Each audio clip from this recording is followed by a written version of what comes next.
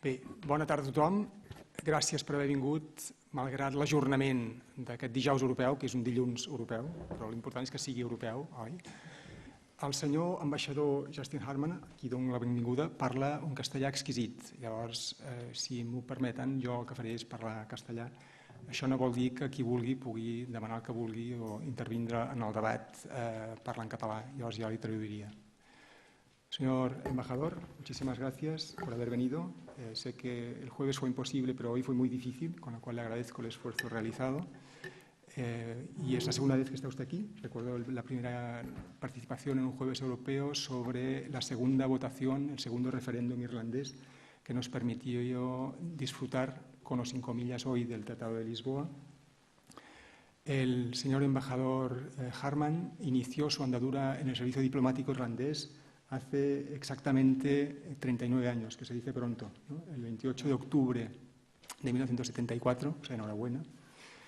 Y en septiembre del 76 su primer puesto exterior fue en Argentina. O sea, él vivió los años más negros de la historia argentina reciente y se fue justo después del Mundial, ¿no? Justo después del Mundial del 78, regresó a Irlanda, trabajó en la división política del Ministerio de Asuntos Exteriores hasta el Mundial de España, ¿verdad? Hasta el 82, momento en el cual se fue a Londres, se ocupó de prensa y comunicación en la embajada irlandesa en Londres, hasta, esto fue en el 82, en el 86. En el 86 regresó usted a Irlanda, otro mundial, el Mundial de Argentina, y allá cesa el paralelismo entre mundiales y su carrera personal diplomática, y estuvo 7 años en Irlanda, primero de primer secretario del Servicio de Recursos Humanos y Financiero del Ministerio de Asuntos Exteriores y luego como responsable, ya como consejero, y luego tuvo su primer nombramiento como embajador ante la OSCE en Viena en el año 93. Después de 5 años fue nombrado representante ante el Consejo de Europa en Estrasburgo. Al cabo de otros 5 años fue nombrado embajador en Rusia y toda una retahíla de repúblicas exsoviéticas cuyo nombre desgraciadamente no recuerdo, incluye Tayikistán me parece que incluye. Y desde el año 2009 está usted de embajador en Madrid. Ustedes verán que su castellano es fantástico, con lo cual se hace entender y ha podido intervenir en un debate en el cual Irlanda ha estado en el ojo del huracán, que es la crisis que hemos vivido últimamente, sobre la cual yo no voy a hablar porque quien ha venido a hablar de ello, y se lo agradezco de nuevo, es el señor embajador. Y sin más dilación, le doy la palabra al señor embajador. El formato será el de siempre. El señor embajador hará una exposición de un cuarto de hora aproximadamente para que luego podamos intervenir todos nosotros y preguntarle lo que nosotros consideramos que queremos saber o debemos saber o que es interesante. Muchas gracias, señor embajador. Muchísimas gracias. Lamento mucho que no puedo dirigir la palabra en catalán, quizá en una próxima visita.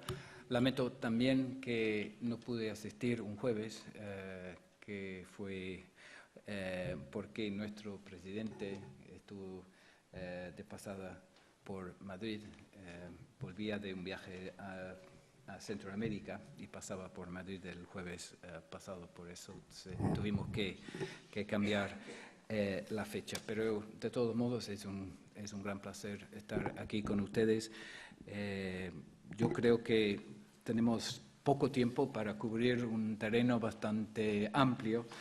Yo tenía la idea de hablar un poco sobre Irlanda-Europa,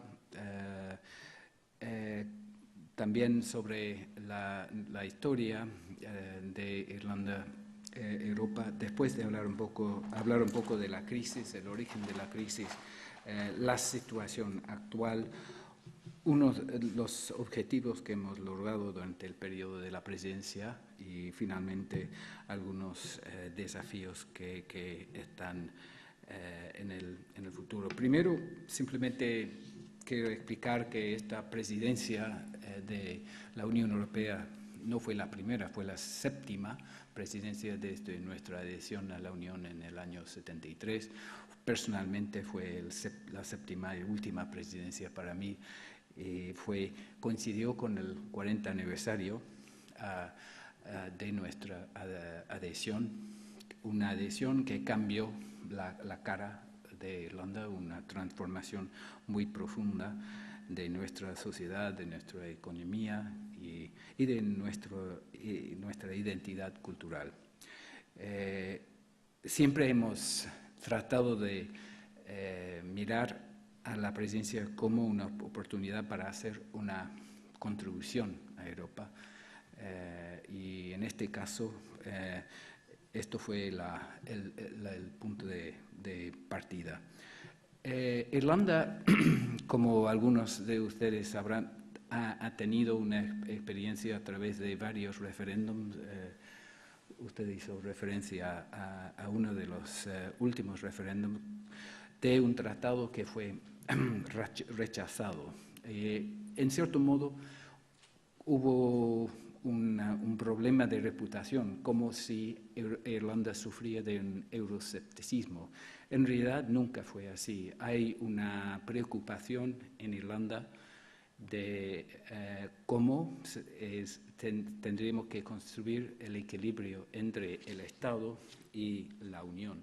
Y en los dos tratados, el pueblo, una vez que hecha la pregunta, decidieron que el equilibrio en el tratado no fue en el interés del Estado, que había un desequilibrio y por eso fue rechazado. Digo esto simplemente para explicar que hemos visto siempre un alto apoyo, un apoyo fuerte para la Unión Europea y en cierto modo uno puede decir que Irlanda sigue siendo uno de los países más europeístas, pero no es incondicional y mucho depende del equilibrio, como digo, entre el Estado y la Unión.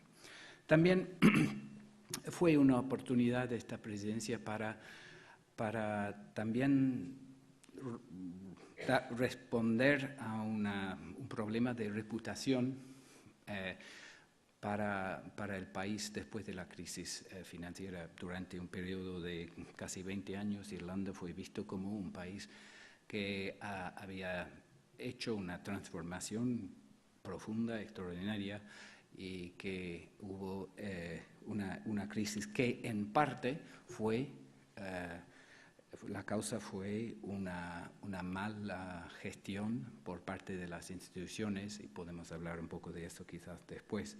Entonces la presidencia fue una oportunidad para mostrar nuestra capacidad de gestionar una agenda compleja. Finalmente, Irlanda, como España, están en la nueva narrativa, está visto como un país periférico. Y nosotros, en cierto modo, rechazamos esta idea. Lamentamos mucho que la idea de una división entre países céntricos y periféricos, o norte o sur, o protestante católico, que también se ve en la nueva narrativa. Nosotros rechazamos esta idea. Para Irlanda es un país que se considera como un país céntrico a la identidad europea. Y yo creo que nunca hemos visto tampoco a España como un país periférico. Esto es importante porque estamos enfrentados con la tentación de crear nuevas divisiones y nosotros queríamos, a través de la presidencia, en cierto modo, responder a este peligro. Irlanda es un país europeísta. ¿Por qué? En parte porque siempre ha tenido un rol importante, una conexión con Europa. Durante la Edad Negra, los monjes irlandeses estaban en Europa manteniendo los valores y los principios del cristianismo. Pero en los últimos años el impacto de la Unión Europea, de las comunidades y después de la Unión, ha sido extraordinario en la vida de Irlanda. mercado único, la infraestructura, la cohesión, la agricultura. Ha cambiado, por ejemplo, durante los últimos 40 años, ha cambiado nuestro entendimiento de los derechos. Por ejemplo, los derechos de la mujer. En el año 73, las mujeres casadas tenían que renunciar de la administración pública. Fue la influencia de la Unión Europea que impuso este cambio. Los derechos de los trabajadores, de los consumidores, también en el contexto de la educación y finalmente en lo que yo diría nuestra identidad cultural. Esto es importante para explicar que la idea de Europa tiene un impacto todavía muy importante en nuestra vida y esto es apreciado y tiene su rol en explicar por qué los irlandeses son europeístas, pero vuelvo al tema que no es incondicional. Ahora quería hablar un poco de la crisis, el origen de la crisis y después la situación actual, tocar algunos temas de la agenda de la presidencia. Bueno, como es bien conocido, el origen del problema actual en Irlanda es el exceso de créditos y endeudamiento bancario. Se habla menos de otro elemento fundamental, que fue el aumento insostenible del gasto público, sobre todo en los años 2002 a 2007. Para dar un ejemplo, en los años hasta 2007 los bancos irlandeses importaron fondos equivalentes al 50% del PIB. Esto fue la base de la burbuja inmobiliaria. Hubo un gran aumento en la recaudación por el Estado en base al sector inmobiliario. Impuestos sobre propiedades, IVA sobre materiales de construcción, etc. Durante una década hubo un superávit de un promedio de 1,5% del PIB en los presupuestos del Estado.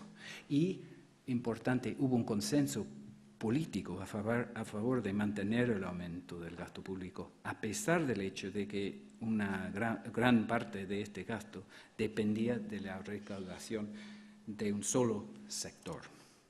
La realidad es que la entonces solidez de nuestras finanzas públicas fue un espejismo y esto quedó brutalmente demostrado con la crisis financiera global en 2007. El boom ya se había acabado, los precios de las viviendas ya estaban cayendo y el déficit en el presupuesto nacional estaba aumentando desde principios de 2007. La crisis global sacó a la luz el hecho de que los bancos habían alimentado esta burbuja insostenible y al mismo tiempo no había salvaguardado su solvencia con avales y garantías suficientes. Como consecuencia, ha habido un coste muy grande para el contribuyente. Todos los bancos en Irlanda sufrieron pérdidas que afectaron la base de su capital. Hubo un escenario irreal, cada banco mirando hacia atrás, hacia los demás, no queriendo perder las oportunidades en un mercado que se suponía infinitamente ascendente. Había miedo a la reacción de los accionistas a corto plazo por si hubiera una disminución del reparto del pastel. Cuando estalló la crisis no hubo otra alternativa para el Estado sino la de garantizar los bancos, aunque existe un polémico debate público en Irlanda sobre el alcance de esta garantía. Irlanda todavía necesita la solidaridad de los socios europeos para afrontar el legado de una medida que sostuvo a los bancos irlandeses, pero al mismo tiempo protegió los intereses de la estabilidad financiera europea. Después de 3 años del programa de la Unión Europea, del Fondo Monetario Internacional, Irlanda está por salir de este programa en fines de diciembre. Es un país que estamos recuperando y volvemos a crecer. Y esto es el resultado de una prudente gestión económica. Las finanzas públicas están bajo control y en 5 años los aumentos de impuestos y ajustes en el gasto público equivaldrán a casi un 20% de la economía. Llegaremos a un déficit del 3% en 2015, el año que viene 4,6%. La recaudación fiscal ha aumentado, el nivel de paro también ha estabilizado, aunque a un nivel alto, a 13%, que es 3 veces más que el nivel en 2006. Este leve crecimiento se basa en el sector externo. Hay un fuerte crecimiento en exportaciones y esto refleja una mejora importante en competitividad. Los costes de la deuda está como en otros países, está en baja, y una mejora importante en los costes laborales. Así que la situación es, hemos visto una recuperación en los mercados internacionales, pero es una situación frágil porque hemos tenido una inversión de casi 64.000 millones en los rescates bancarios y tenemos ahora, el año que viene, vamos a tener una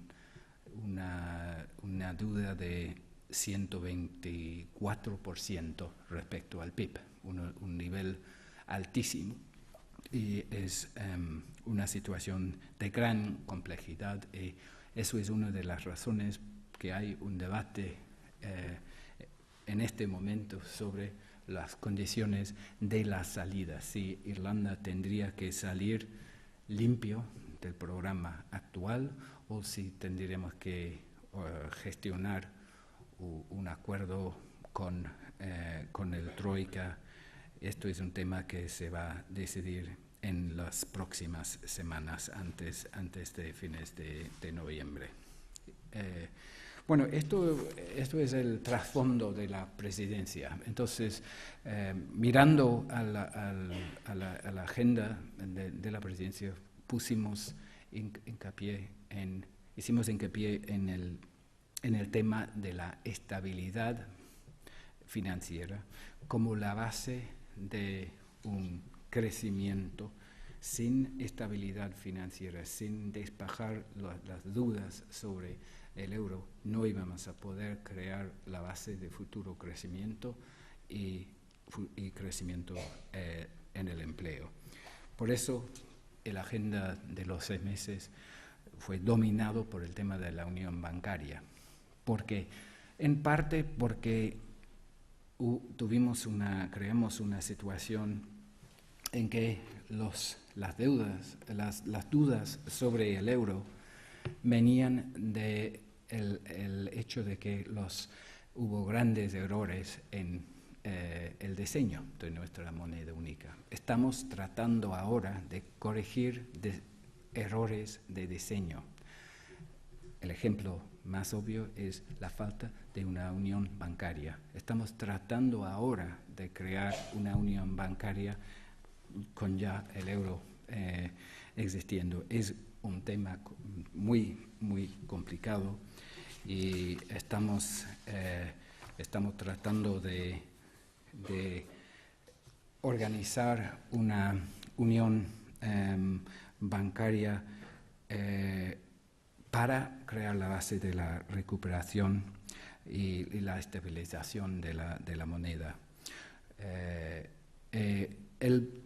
Quizás el paso más importante fue en 2012, cuando se tomó la decisión que una unión bancaria necesitaba pilares básicos: supervisión bancaria, regulación de apalancamiento, liquidez y gestión de riesgos.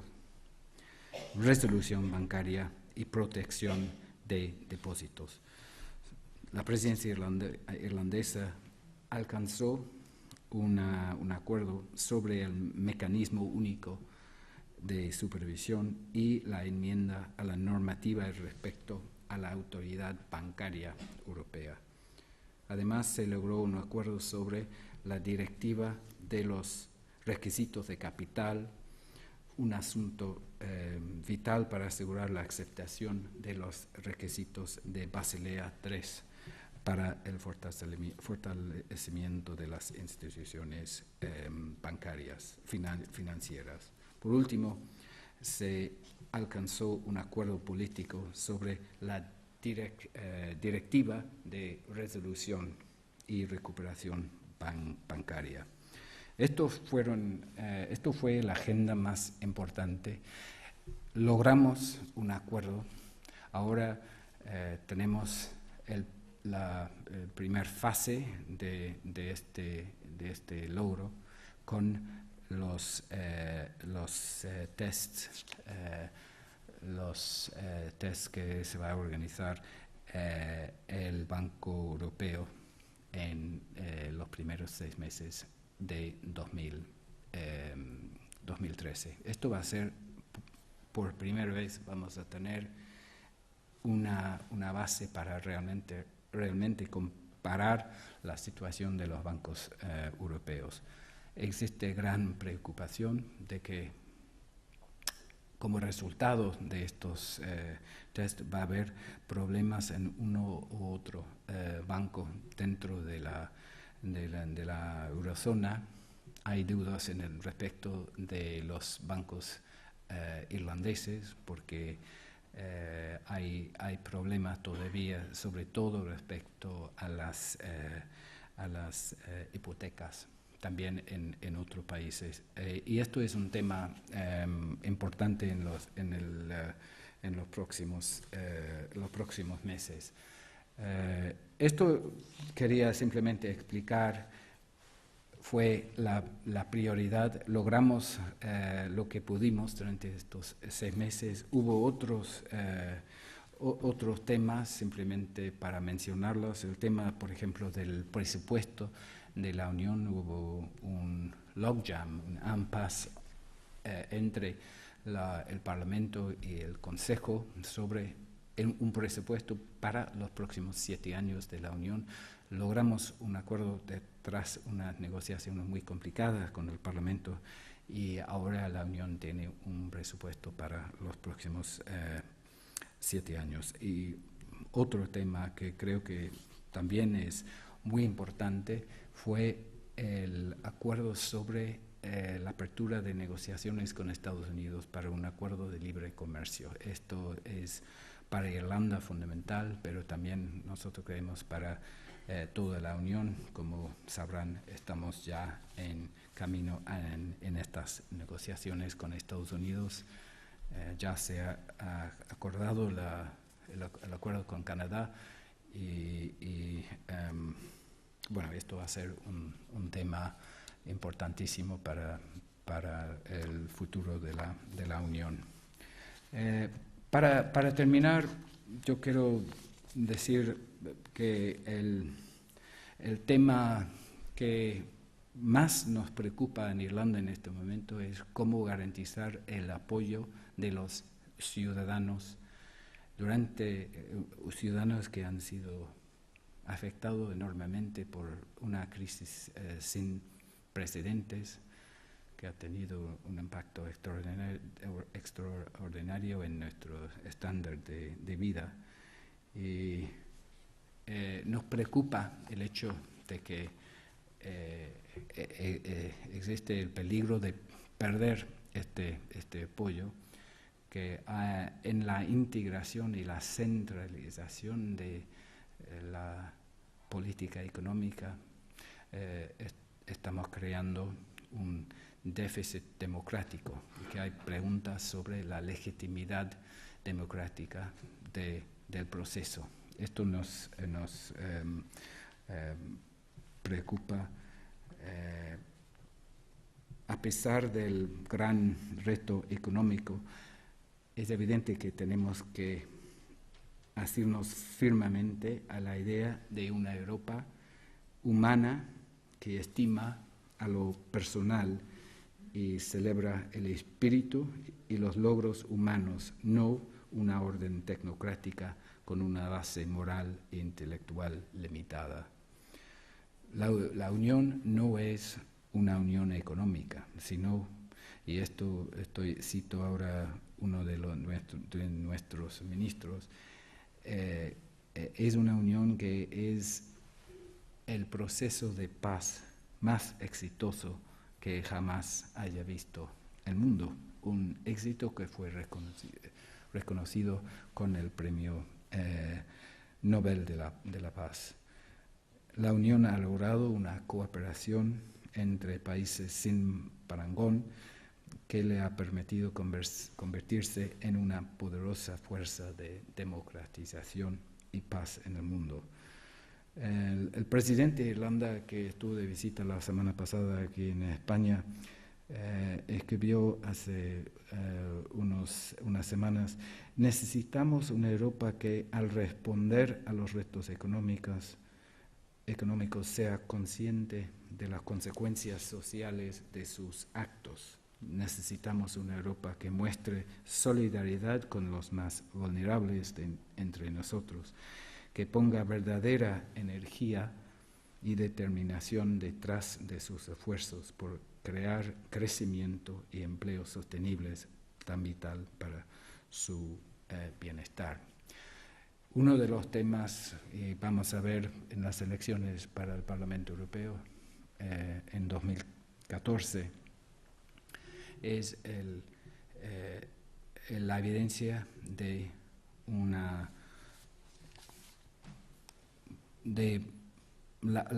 falta de legitimidad democrática, que nuestros ciudadanos ven la centralización como necesaria para proteger la moneda única, la integración de políticas económicas, pero al mismo tiempo que vemos una distancia creciente entre el ciudadano y los foros donde se toman estas decisiones y las implicaciones para nuestras democracias a nivel nacional. Esto he hablado más o menos durante 20 minutos. Creo que estos son los temas que yo quería abordar, pero estoy obviamente dispuesto a contestar a cualquier pregunta que me hagan. Muchas gracias.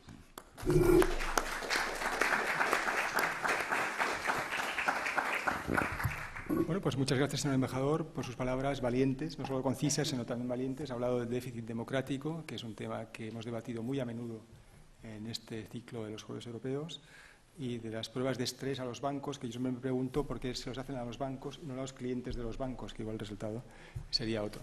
Dejamos pues el turno de intervenciones a quien quiera echarse al ruedo.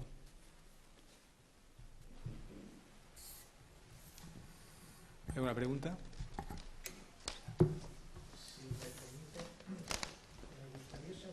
Un momento. Perdón, el señor detrás suyo y después usted. Perdón. Sí. Utiliza el micro para que se... Sí, yo quería preguntarle, si ustedes consideran, o sea, si Europa considera que España es un Estado democrático, totalmente. Porque claro, aquí tenemos una monarquía que en realidad fue la sucesión de la dictadura. Entonces se votó una Constitución de 1978 que en aquel momento era mejor que la dictadura que acababa de fallecer. Pero claro, de esto han pasado ya casi 40 años y seguimos igual, sin tocar nada. Y los ciudadanos no podemos expresar nuestra voluntad ni nuestro pensamiento. Otra cuestión, ¿por qué Europa no procura unificar el derecho mercantil de toda Europa? Porque claro, cada Estado tiene su librillo, digamos. Entonces, un balance con las mismas cifras aquí que en Alemania es distinto el beneficio en un país o en otro. En Estados Unidos es otro beneficio, o sea que esto es jauja. Si no se unifica todo esto, y las leyes de registros mercantiles y todo esto. Porque si no empezamos a unificar la contabilidad, perdemos el tiempo. Cada uno va hablando y defiende su posición, pero claro, no llegaremos a ningún sitio. Muchas gracias. Muy bien, muchas gracias. Bueno, mi respuesta a la primera pregunta es evidente. España se adhirió a la Unión Europea en el 86 sobre la base de la Constitución de España y como un país democrático. Y es un país reconocido por los otros socios como un país democrático. En todos nuestros países hay debates sobre aspectos, pero de ninguna manera existe por parte de la Unión Europea como tal, ni en los otros países, dudas sobre las credenciales fundamentales democráticas de nuestros socios europeos. Eso para mí está muy claro. La segunda pregunta entiendo que tiene que ver con la integración. Yo hablaba de la integración económica y lo que usted está refiriendo, si entiendo bien, es una integración fiscal, que hay que crear una integración que tendría como consecuencia, por ejemplo, un nivel de impuestos, una unificación fiscal total. Nosotros estamos en favor de una integración económica. Estamos también en favor de una cooperación fiscal para asegurar que hay a nivel europeo una respuesta adecuada al lo que nosotros, no sé cómo se traduce, aggressive tax planning, sería prácticas agresivas de empresas multinacionales para aprovechar de distintos regímenes en diferentes países.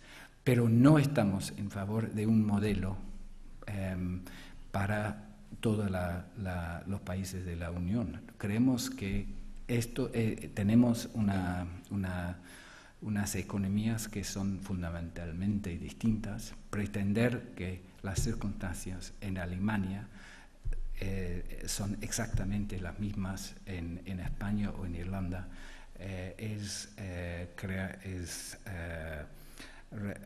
una ficción. En el caso de Irlanda, nosotros ofrecemos un nivel de impuestos de sociedades como un elemento de un modelo complejo para atraer a inversiones externas con mucho éxito. Y esto es un nivel, nosotros creemos que sería bueno ver un nivel comparable en otros países, pero no estamos dispuestos a entrar en una negociación para subir impuestos o niveles de impuestos.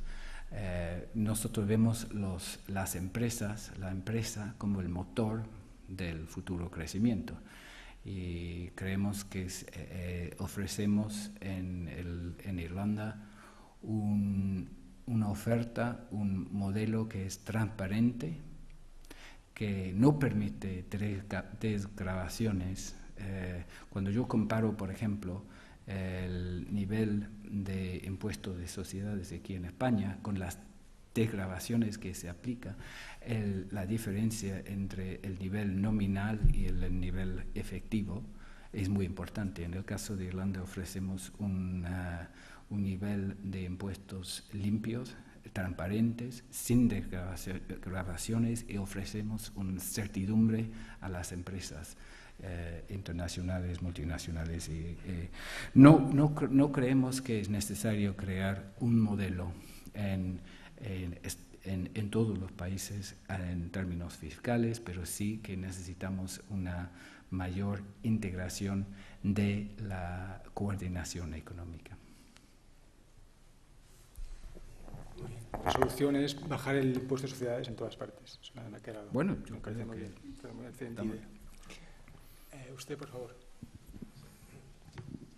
Hola, gracias por sus palabras, es muy interesante, pero un campo muy amplio que ha tocado. Referente solo al último punto de la fiscalidad, está previsto dentro del presupuesto ya decidido por la Unión durante los próximos 7 años tener un IVA, un impuesto común, o está previsto dividirlo, que vamos a tener tipos distintos de IVA en todos los países. Esto por una parte. Por otra parte, y referente al mismo presupuesto, hizo referencia a que Irlanda no se ve como periférico, digamos, periférico al mercado común, ni España, y por tanto pregunto si los presupuestos tienen previsto un apoyo económico para salvaguardar la seguridad fronterizo de todos los países limítrofes del mercado común, como puede ser Portugal, España en su parte, etc. Porque claro, de allí entra lo que hay. Y finalmente, el tema de lo que es los paraísos fiscales.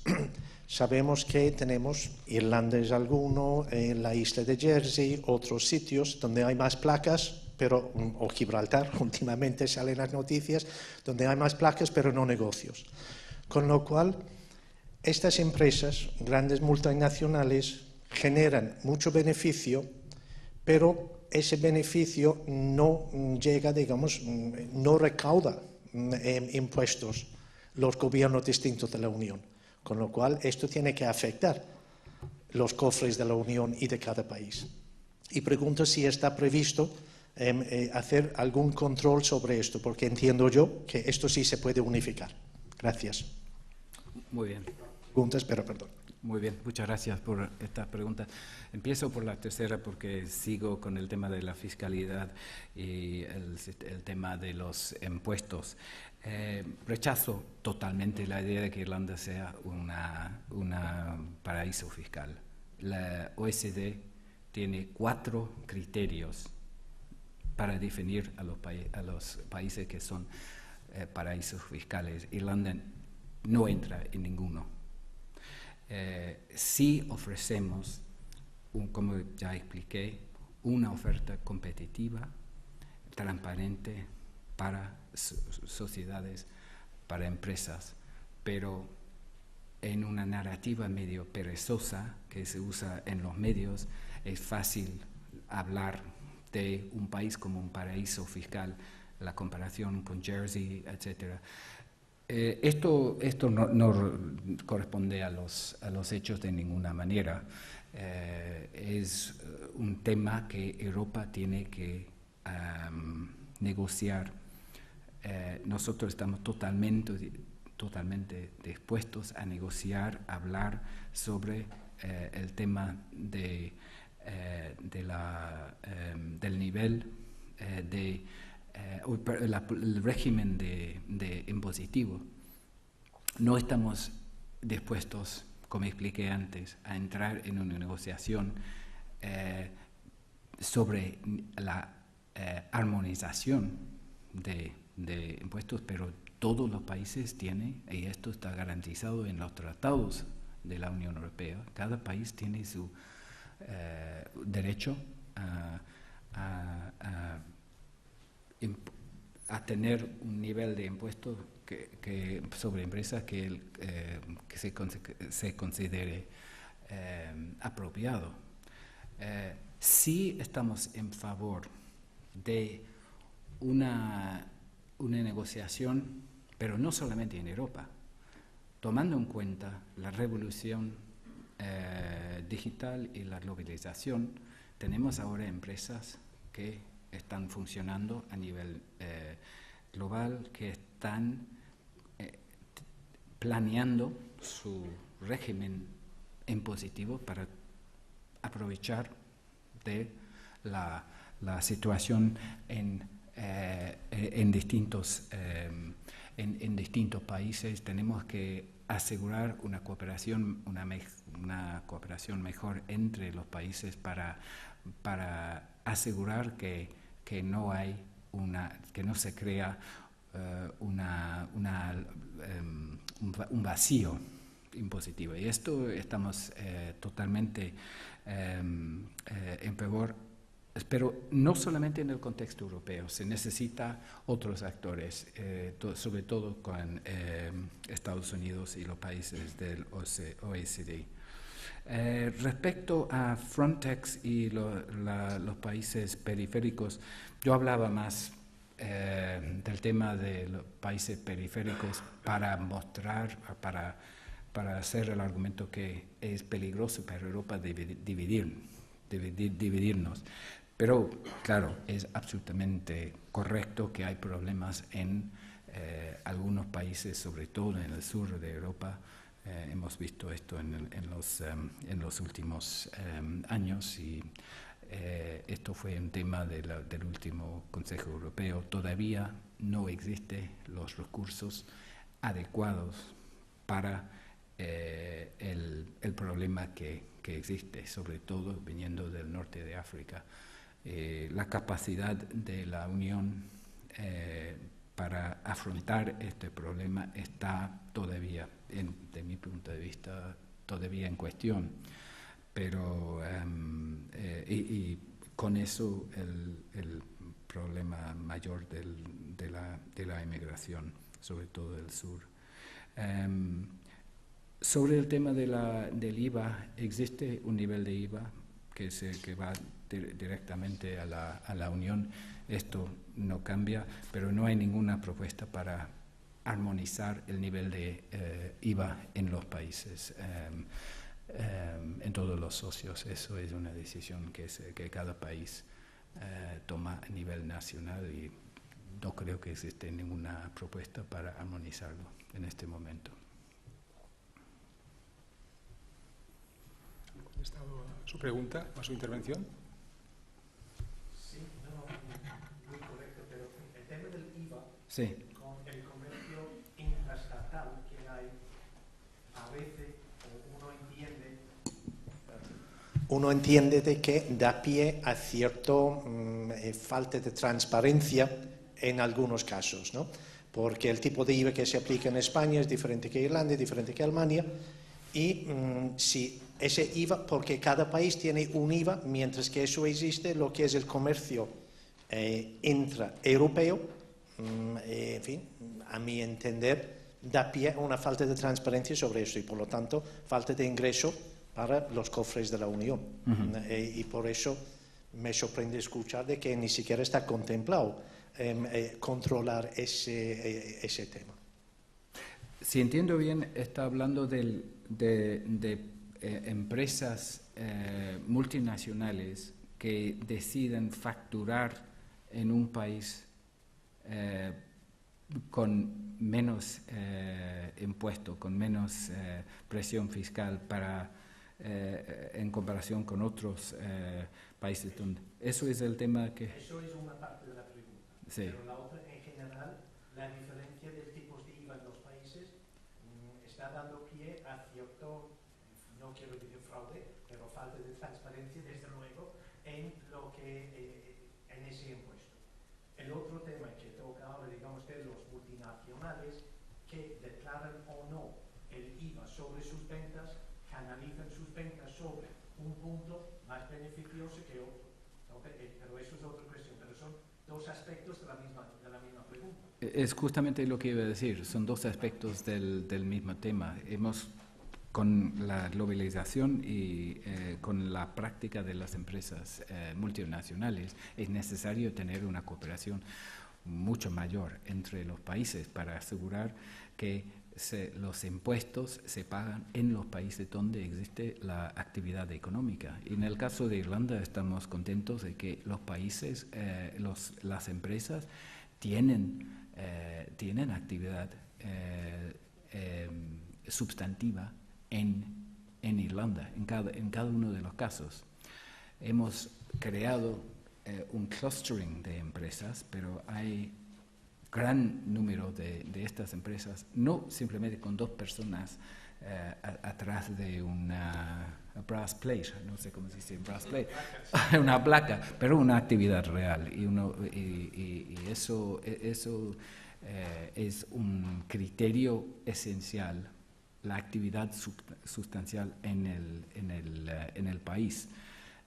Yo creo que esto es un tema esencial para la Unión Europea, pero más allá para la economía globalizada. Sí, usted.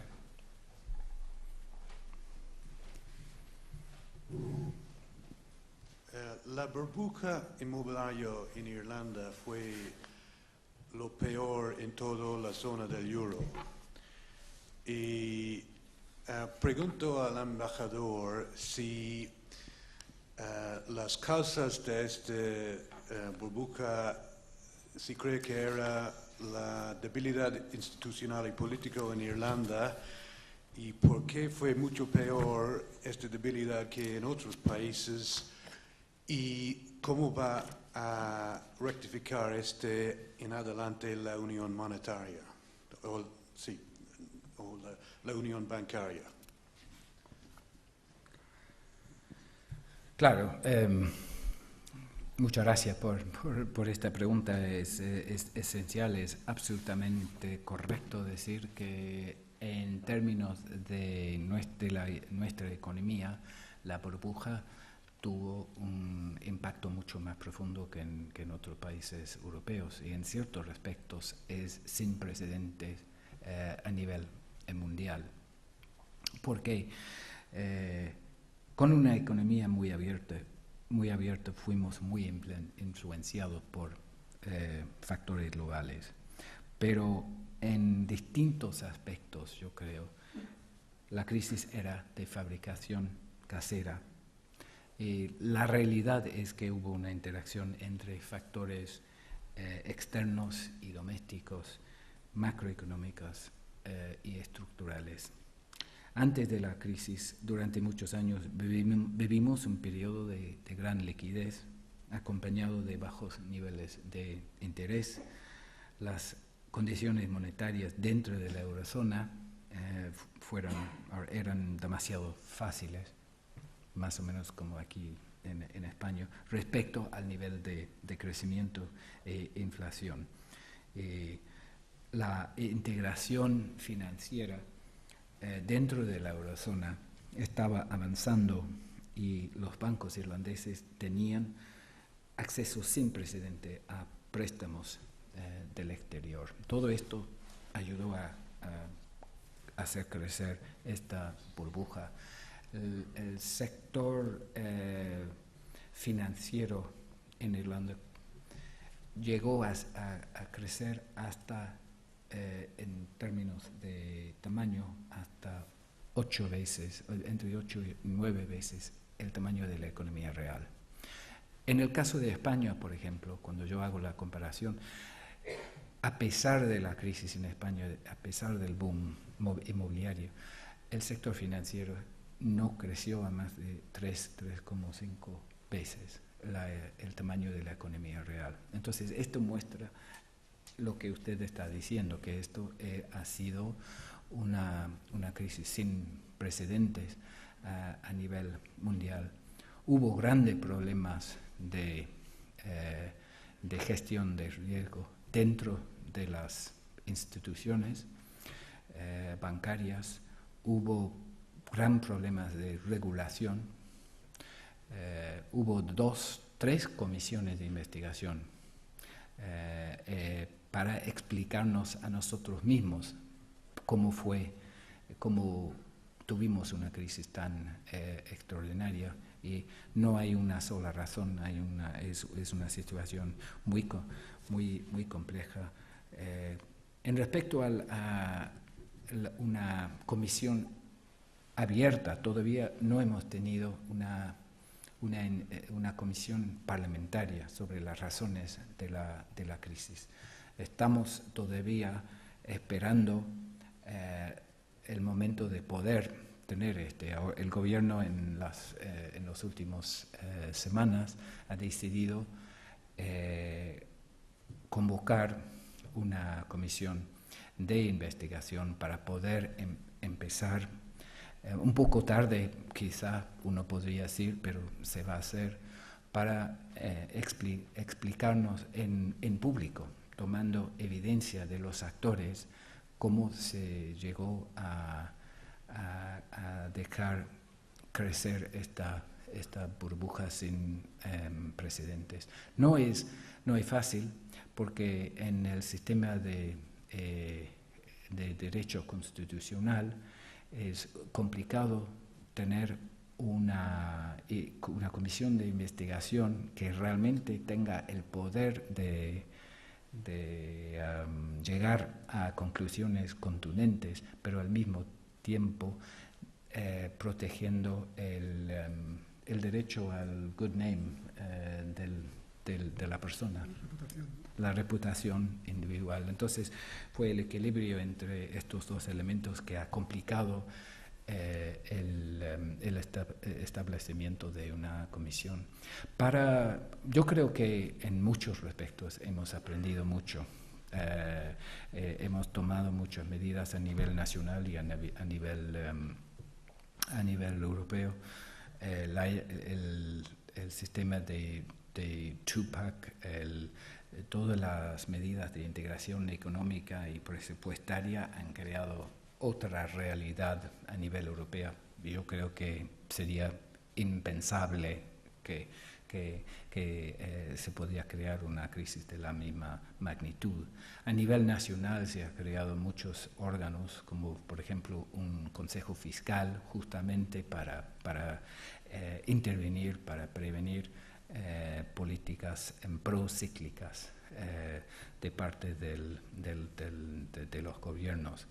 Pero hubo esta mezcla entre errores a nivel doméstico con el impacto de la creación de la moneda única. Y esto, yo creo que a nivel histórico hubo una confluencia entre la desregulación de los mercados de capital, la revolución tecnológica que creó la posibilidad para transferencias inmediatas de capital, y por tercero la creación de la moneda única. Y fue la confluencia de estos tres eventos que fue una parte de la razón de esta crisis. En el caso de Irlanda también, una de las comisiones de investigación que fue presidido por un expresidente del Banco Central de Finlandia, hizo referencia al hecho de que hubo lo que se dice en inglés groupthink. No sé si alguien podría ofrecer una traducción de la idea de cuando hay, sobre todo en un país bastante pequeño, se crea una idea en grupo de que esto es la única manera de gestionar, y que no hubo atención suficiente a alternativas. Y yo creo que el sistema también se ha mencionado en nuestro sistema político. Esto siempre es un tema interesante aquí en España, porque estuvimos hablando en el metro justamente de este tema.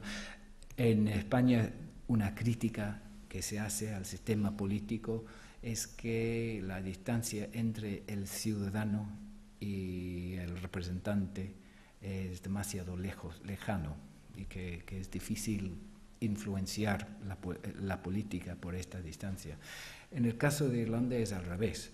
Tenemos un sistema, una ley electoral con circunscripciones, con un sistema proporcional y con un voto transferible. que crea una conexión muy cercana, muy estrecho entre el votante y el representante. Pero una de las consecuencias es que los representantes, los elegidos, los miembros del Parlamento, tienen que preocuparse quizás mucho más que en otros países sobre la situación en estas circunscripciones y quizás tengan menos tiempo para preocuparse del interés común o colectivo. Entonces, uno de los temas en el debate en Irlanda ha sido sí el equilibrio entre de un lado la necesidad de crear un sistema electoral para asegurar la conexión y la legitimidad democrática de la conexión entre el votante y el representante, pero del otro lado para dejar una capacidad por estos representantes para debatir, para gestionar los intereses colectivos. Y esto es un tema que ha salido en el debate actual en Irlanda. ¿Alguna otra intervención? Señor cónsul, después usted.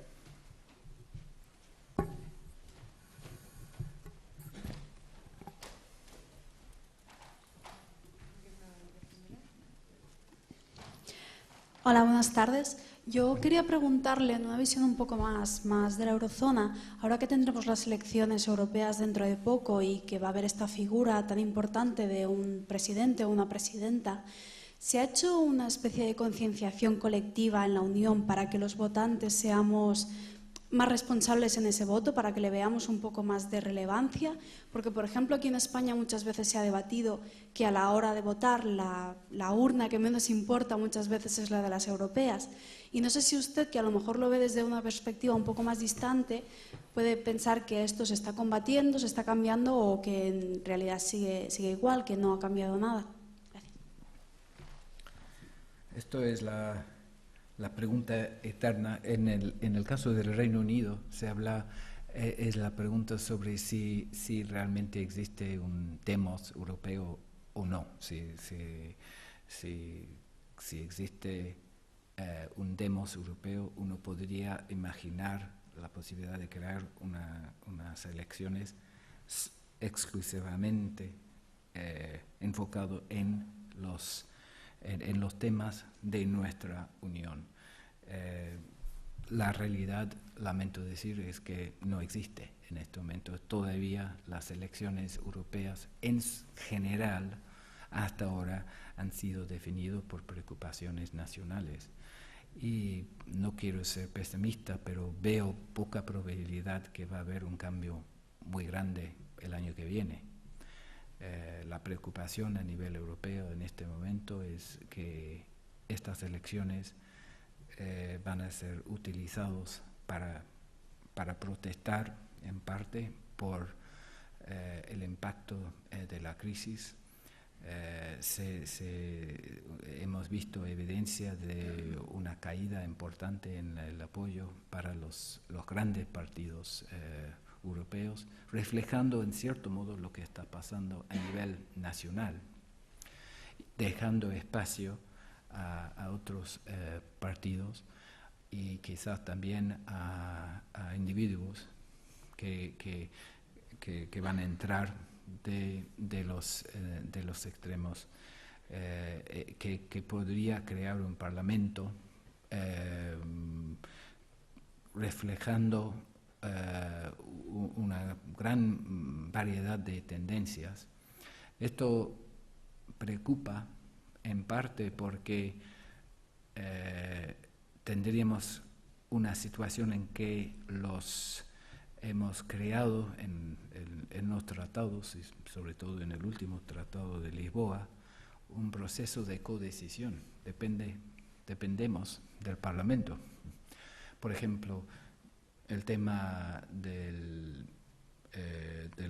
presupuesto. Necesitamos una decisión por parte del Parlamento Europeo, pero existe la posibilidad de que en algunos de los países miembros va a haber una situación en que la mayoría de los miembros elegidos van a ser anti-europeístas o si no, reflejando un euroescepticismo. Y no creo que esto es una preocupación válida.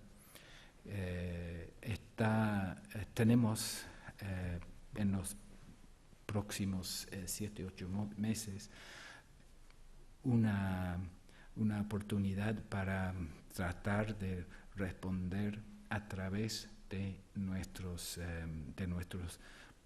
partidos políticos a este desafío, pero tengo que decir que es muy complicado, en parte porque estamos tratando de gestionar estas elecciones en un momento sin precedente a nivel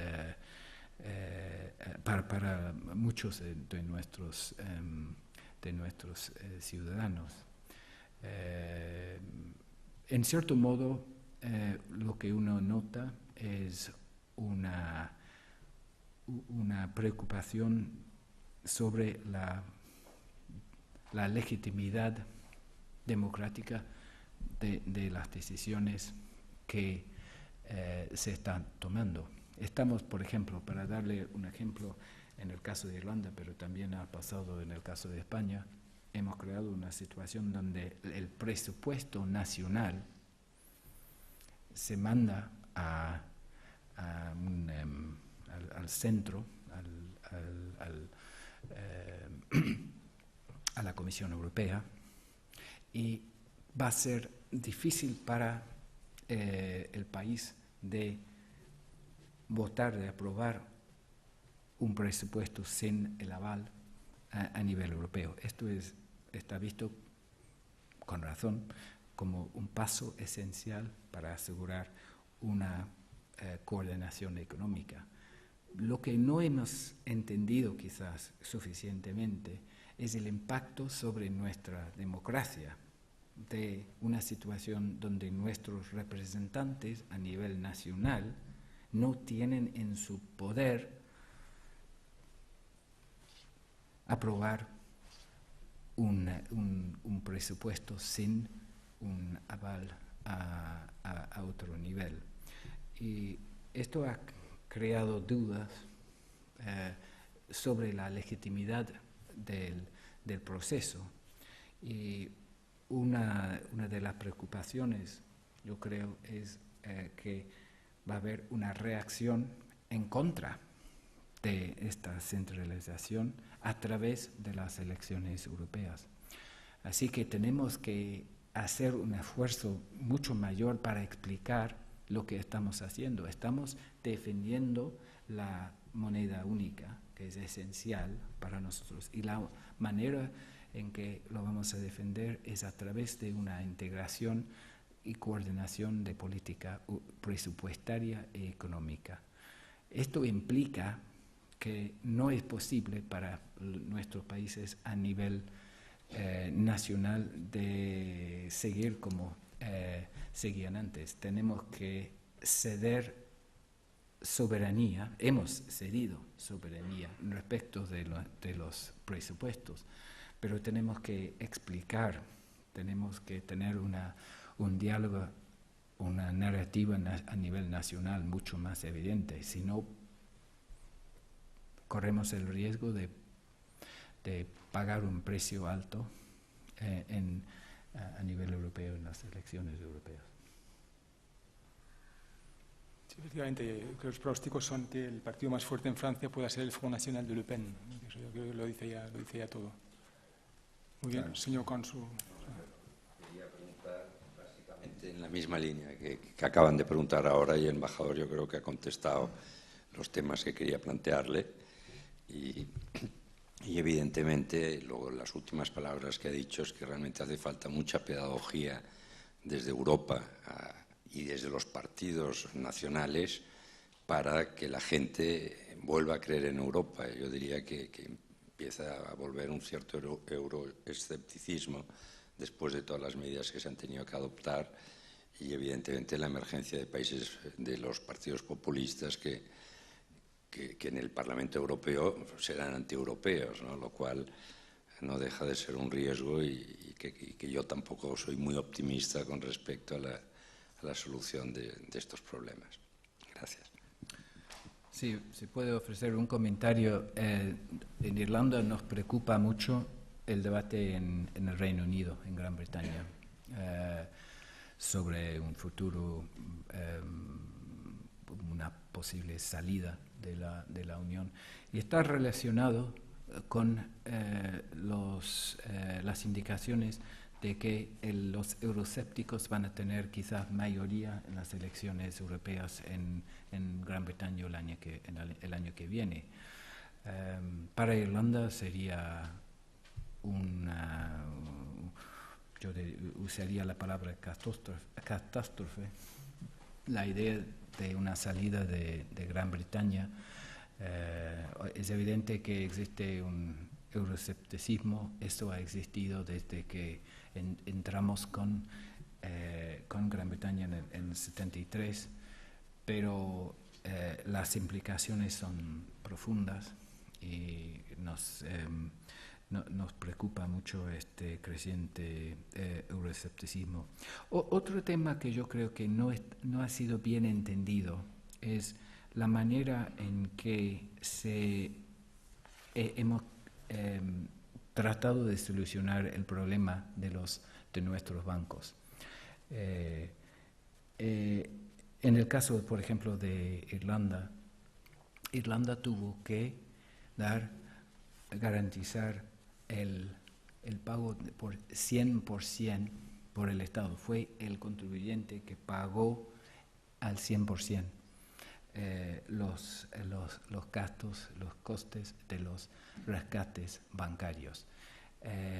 Esto creó en el caso de Irlanda una situación inédita y sin precedente a nivel mundial. Pusimos 40% de nuestro PIB en nuestros bancos.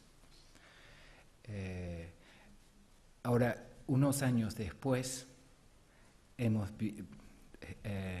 visto una situación en que, en el caso de Chipre, por ejemplo, hubo un rescate, un programa seguido, un rescate seguido por un programa en que hubo la imposición de una como diría, se impuso la idea de que los poseedores de los bonos o de los depósitos tenían que participar en el rescate. En el caso de Irlanda, como dije durante mi presentación, el Banco Europeo insistió de que no iba a ser posible de ninguna manera aceptar la posibilidad de una imposición sobre los poseedores de bonos irlandeses. Entonces, la consecuencia fue el contribuyente tuvo que pagar el precio, y eso tuvo el impacto casi inmediato de crear una conexión fatal entre el rescate bancario y la reputación del soberano, y eso creó las condiciones para la salida de Irlanda de los mercados y el programa. Es difícil en este momento entender y explicar que en otra situación, unos años después, que la perspectiva ha cambiado y que estamos, en lugar de decir, como en el caso de Irlanda, el contribuyente tiene que pagar 100%, en el caso de Grecia o de Chipre y en otras circunstancias, que hay que imponer un coste a los poseedores de bonos. Eso ha creado una duda sobre la consistencia de la respuesta europea. y yo creo que también tiene y va a tener implicaciones para el debate durante las elecciones europeas. Salvador, yo tendría una pregunta sobre la ocupación, la inmigración. Una de las prioridades de la presidencia irlandesa, que hemos resumido en el reverso de la hoja que hemos distribuido, era la recuperación centrada en la gente y duradera, ¿no? Sostenible. Entonces, usted ha hablado antes de que hay problemas por resolver a nivel de inmigración clandestina. Entonces, yo me permitiría citar a un humorista catalán ya fallecido desgraciadamente, Jaume Peric, que tenía un chiste que se llamaba Para triunfalistas, y parafraseándolo diría que Irlanda es el país más joven de Europa, pero Alemania no, y Francia tampoco, y España tampoco. Entonces yo me pregunto, ¿tiene sentido hablar de una política de ocupación y de crecimiento duradera, sostenible, si sabemos que dentro de 20-25 años va a faltar mano de obra en cantidades muy considerables? ¿Y tiene sentido cerrar el grifo o hacer todo lo que está en nuestro poder para cerrar el grifo ahora, en lugar de permitir una mayor inmigración para que dentro de 15, 20 o 25 años no tengamos a gente recién llegada por integrar, sino a la segunda generación y a los que todavía estén en edad de trabajar de la primera generación integrados, o que al menos hayan sido beneficiarios, si esa es la palabra, de una política de integración activa? ¿Qué le parece? Estamos hablando de situaciones muy distintas en distintos países miembros. En el caso de Irlanda tenemos ahora cerca de entre 10 y 11% de la población que no es nacido en Irlanda. A pesar de la crisis, la profundidad de la crisis, hubo una gran inmigración por primera vez en Irlanda, que siempre ha tenido la tradición de la inmigración. Hubo una llegada importante de inmigrantes en los 15 años hasta 2007. Esto ha cambiado, pero al mismo tiempo no ha parado la migración. Y en el último censo se mantuvo un nivel del casi 11% de los no nacidos en Irlanda. Pero al mismo tiempo hemos visto un nivel de natalidad en alza, a pesar de la crisis. Entonces, uno de los elementos importantes en este debate es las diferencias enormes que existen entre los países europeos en respecto del nivel de natalidad, y las diferencias también del nivel de natalidad entre migrantes y la población de estos países. Pero esto es simplemente para decir que existen importantes diferencias entre países y las perspectivas, en cierto modo, son distintas también. Dicho eso, existe un problema a nivel europeo que es evidente.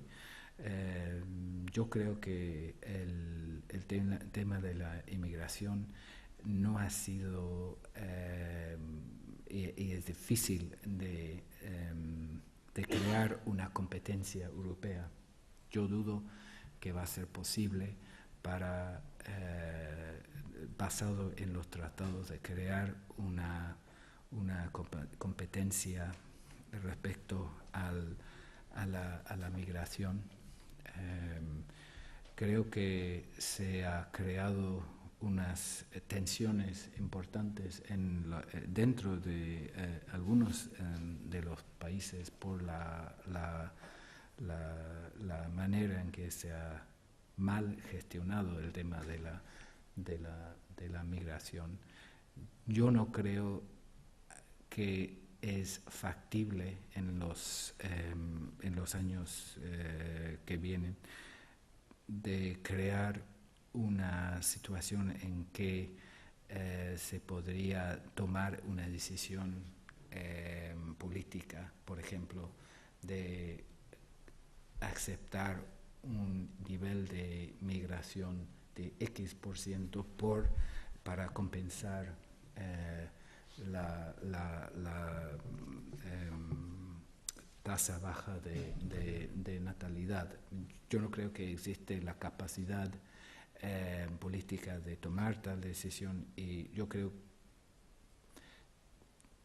que existe un riesgo de crear una reacción en contra muy negativa si se gestiona mal este debate, este tema tan sensible.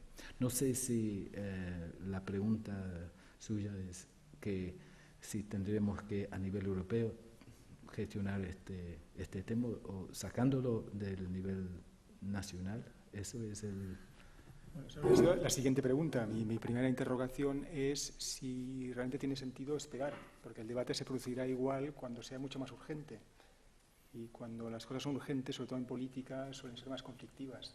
Yo siempre soy partidario de hacer las cosas con calma y paciencia y con pedagogía, como decía el señor cónsul. Me pregunto si la forma de desarmar la bomba de relojería que es la necesidad imperiosa por el envejecimiento galopante de una inmigración dentro de 15 o 20 años, no sería mejor avanzar ese debate y todo el esfuerzo que está detrás. Esa era un poco la pregunta. Y luego la siguiente pregunta, obviamente, es ¿a qué nivel habría que encarar este debate si realmente se produjera?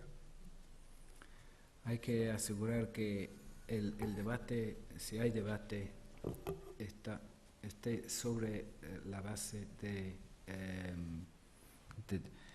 la capacidad de los países de integrar. Y estoy hablando, por ejemplo, la experiencia en Irlanda ha sido complicada por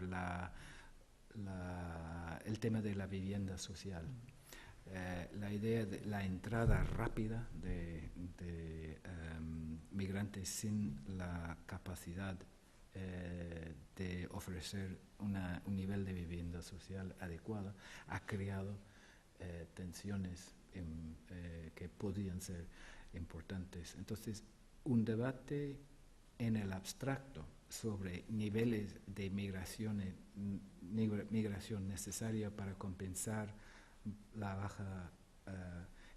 bajo nivel de natalidad sin al mismo tiempo tomar en cuenta las decisiones y los recursos necesarios para crear la infraestructura para apoyar esa migración.